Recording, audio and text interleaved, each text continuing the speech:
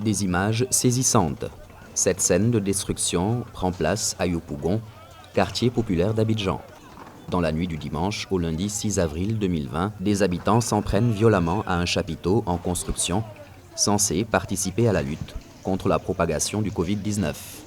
Les populations ont manifesté contre l'installation d'un centre contre le coronavirus car elles estiment qu'il est trop situé à l'intérieur d'un quartier d'habitation. Au cœur des tensions, la construction d'un chapiteau de prélèvement qui serait considéré à tort par les habitants, selon les autorités sanitaires, comme un centre de traitement des personnes atteintes du Covid-19.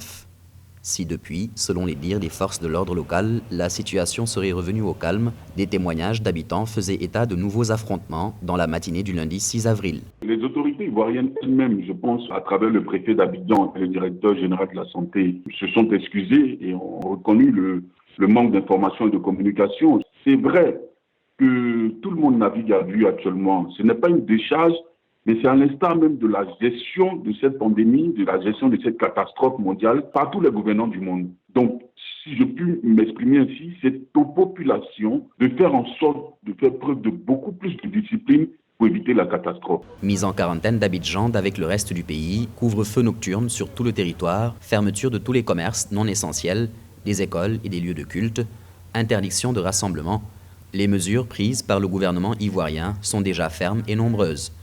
Des mesures auxquelles viennent s'ajouter une dernière, le port du masque rendu obligatoire sur l'étendue du territoire ivoirien.